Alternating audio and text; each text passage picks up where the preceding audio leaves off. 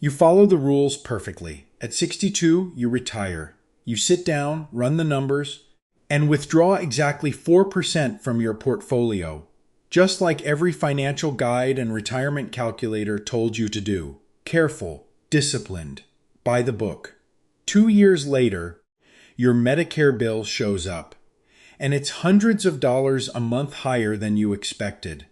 Not because the market crashed, not because you made some reckless bet, because you withdrew $1 more than a threshold you didn't even know existed. That $1 triggered a penalty built into a system most people never see coming, and no spreadsheet warned you about it. I've been in this field long enough that I wish someone had grabbed me by the shoulders years ago and laid this out plainly, instead of letting me dig through stacks of tax documents to piece it together on my own. So that's what this video is. There are 3 spending lies that nearly every retiree believes. Lies that feel like common sense. Lies that came from genuinely good advice, just advice that got applied to the wrong situation. The first one isn't hiding in a Monte Carlo simulation. It's wired directly into how you think about money. Meet John and Mary. Combined portfolio, $2 million. House paid off. No debt. By every measure, they did everything right. And yet, John still drives a 15-year-old car. Not because they can't afford a new one. Because every time he sits down to pull the trigger, something in him says, "Not yet. What if we need that money later?" Mary has wanted to do a Europe trip for years. Real hotels, not hostels. 3 weeks, not 10 days. She keeps a folder on her desktop with the itinerary she built and rebuilt during the pandemic. It's still a folder. They haven't booked it. They'll tell you they want to enjoy their go-go years. The early retirement window, when you're still healthy enough to actually do things. But when you watch how they live, it looks a lot more like accumulation mode. Just quieter. I understand that feeling. I've sat there myself, watching my account balance grow month after month, knowing the numbers were fine, and still spending a week going back and forth over upgrading to a plain seat with a little extra legroom. That hesitation isn't laziness. It's not irresponsibility. It's what 40 years of disciplined saving actually does to your nervous system. You spent 4 decades building a very specific habit. Spending money feels dangerous. Every dollar you didn't spend was a dollar that compounded, that protected you, that proved you were responsible. Frugality wasn't just a behavior, it became your identity. And now you're supposed to flip a switch. Go from accumulation to decumulation. From building the pile to drawing it down. That's not a financial adjustment. That's a rewiring of something much deeper. The people who struggle most in retirement aren't the ones who saved too little. They're the ones who saved the most and built the strongest neural groove around not spending. The same discipline that made them exceptional accumulators is now working against them. What's the real cost of waiting? Retirement researchers call it the go-go, slow-go, no-go pattern. In your early retirement years, roughly 62 to 72, you have the health, the energy, and the time to do the things you always said you'd do. That window doesn't stay open forever. By the time your portfolio feels safe enough to spend freely, your knees might not cooperate with the hiking trip, or the long-haul flights get harder, or you're managing a parent's care, or your own. The trade-off isn't spending now versus security later. The real trade-off is experiences now versus a larger account balance your heirs will inherit. Dying rich on paper while living poor in experience. That's not financial prudence. That's a wealth trap. John and Mary have $2 million. They're not going to run out of money. What they're actually at risk of running out of is time to use it well. Now, the reason most people freeze up isn't just psychology. It's because they've anchored their entire retirement plan to a single number. A rule they were told was the gold standard. And it's not wrong, exactly. It's just 30 years old and built for a world that no longer exists. Here's where the 4% rule actually came from.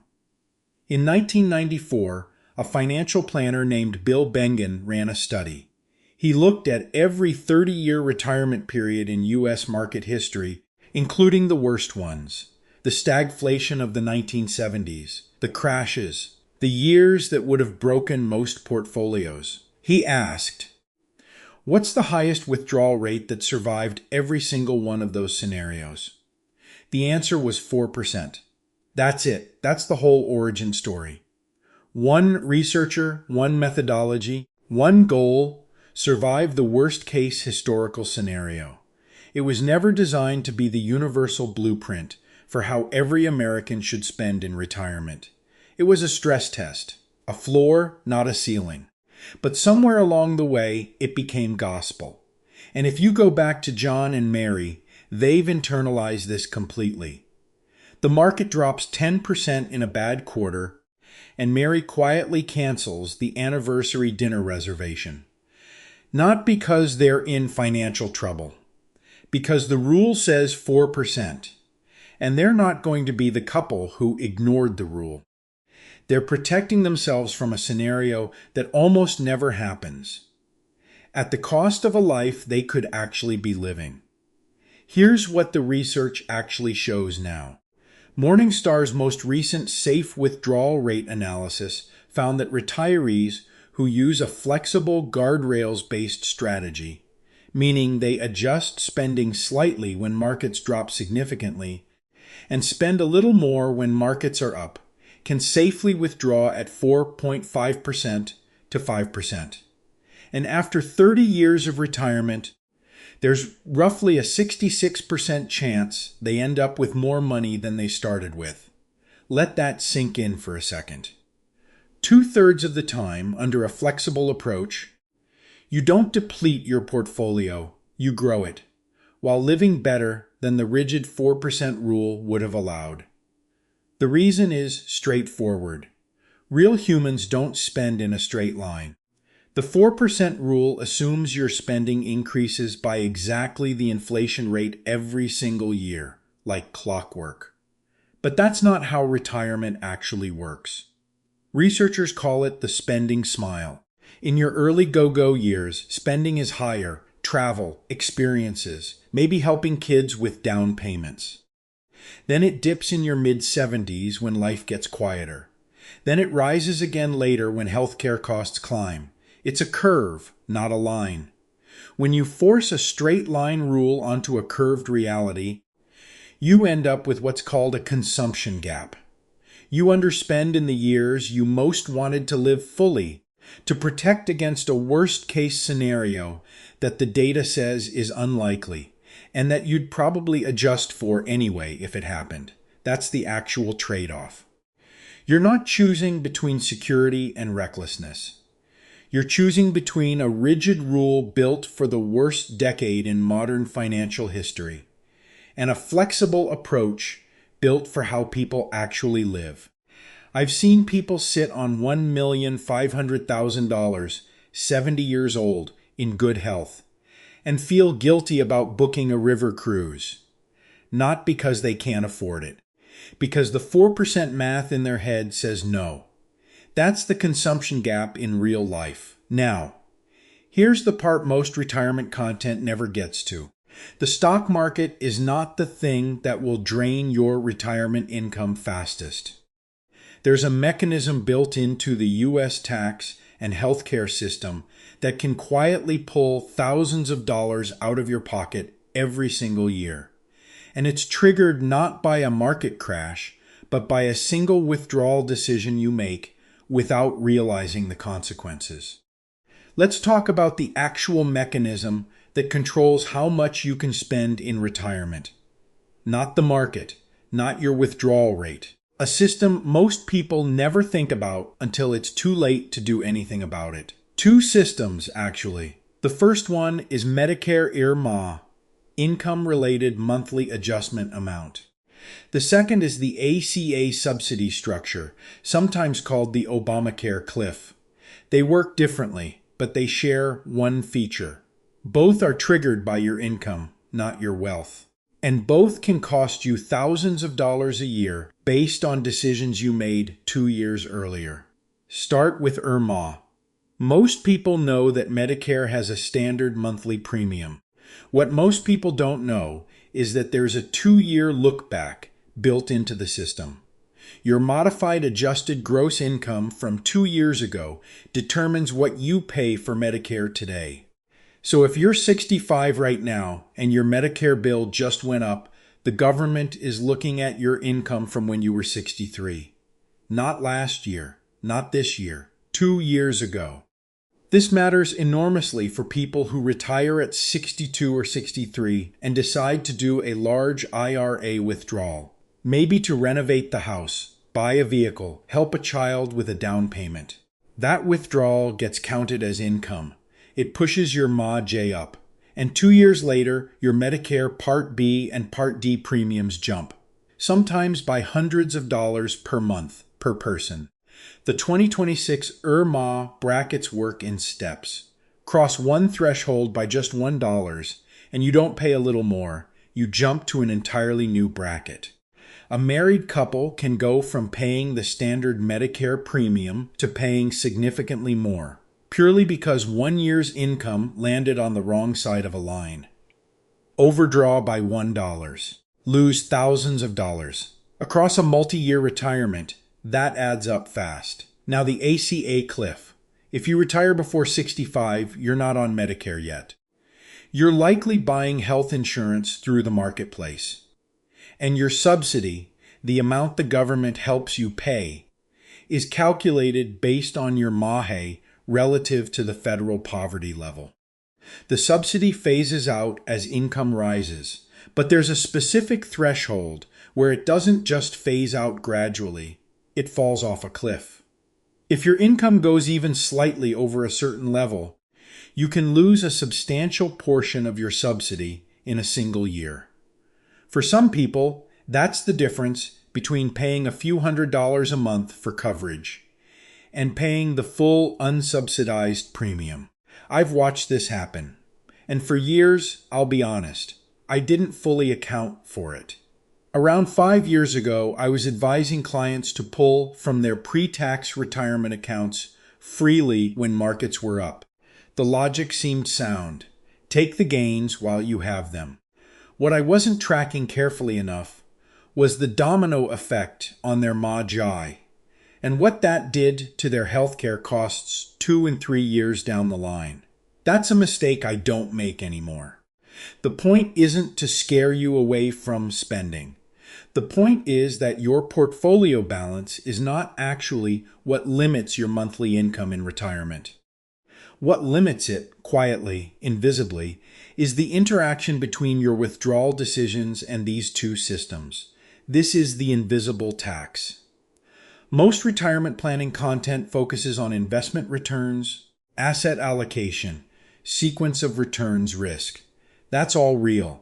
But the households that get blindsided in their mid-60s usually aren't blindsided by the market. They're blindsided by a Medicare bill they didn't see coming, or a subsidy that disappeared the year they decided to do something generous with their money.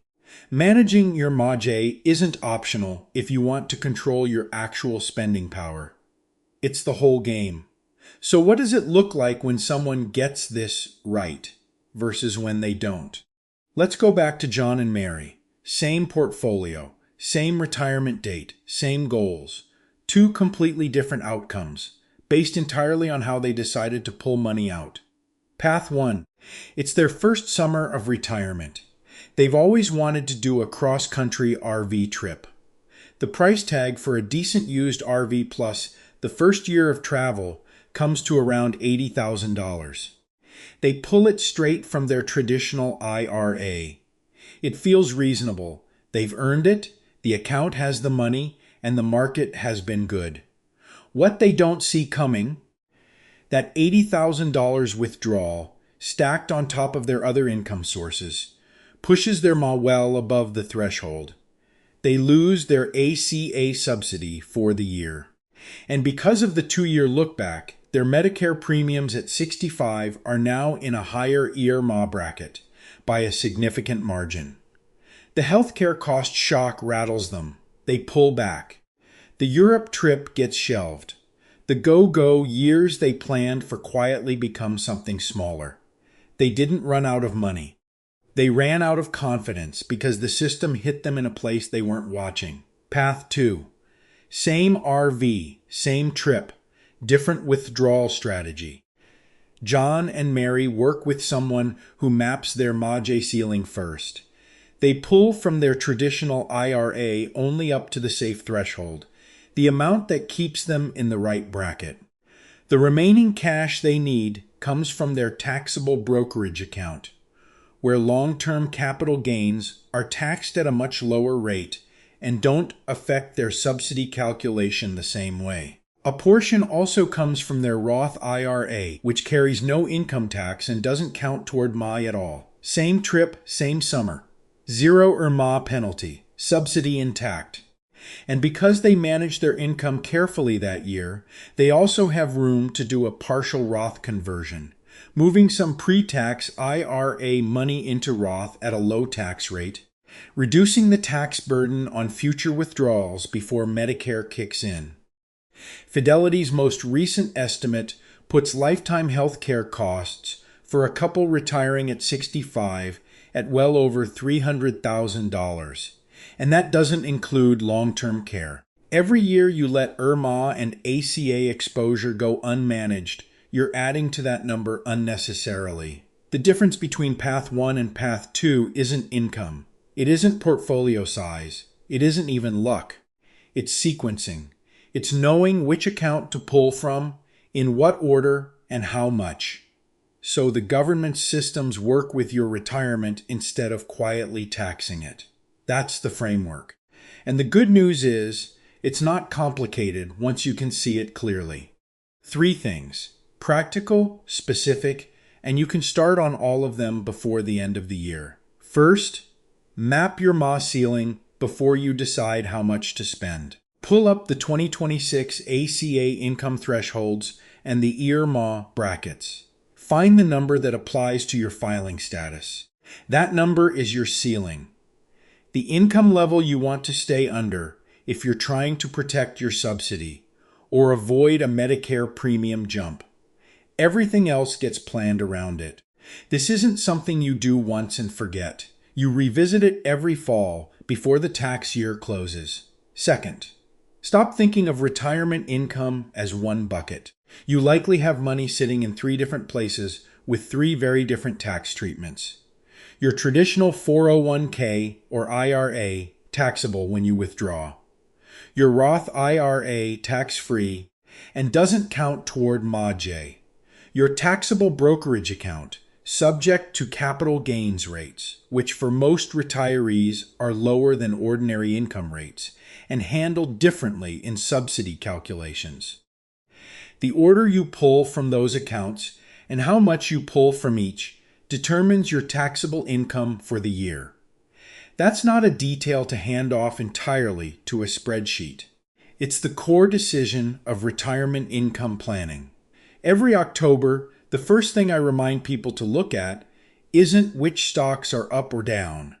It's how much room they have left in their current tax bracket, and whether it makes sense to do a Roth conversion before December 31st. Third, give yourself permission to spend, but build the structure that makes it safe. Divide your budget into 3 layers: essentials, housing, food, utilities, healthcare, lifestyle, the things that make retirement feel like retirement: travel, dinners, hobbies, time with family, and dreams, the bigger, once-in-a-while things that require real planning. If the market drops hard, you can scale back the dreams layer. That's fine. That's flexibility, not failure. But don't let fear of a bad market year talk you into cutting the lifestyle layer during your go-go years. That's the layer you won't get back. You saved for 40 years to have options. The goal of all of this, the MAGI management, the account sequencing, the tax planning, is to make sure those options are actually available to you, not just on paper, in practice. The 3 lies that trap most retirees aren't about greed or carelessness. They're about doing what you were told by people who meant well, using rules that didn't account for your specific situation. Now you can see the full picture. If this changed how you're thinking about your retirement plan, subscribe. There's a lot more where this came from.